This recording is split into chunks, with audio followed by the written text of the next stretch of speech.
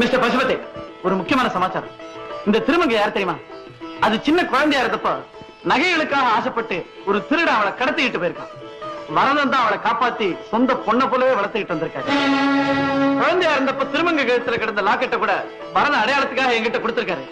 இதோ அந்த லாக்கெட்.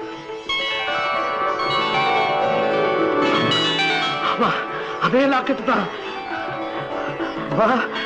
அம்மா, காணா போல என் மகனாமா நீ. அப்பா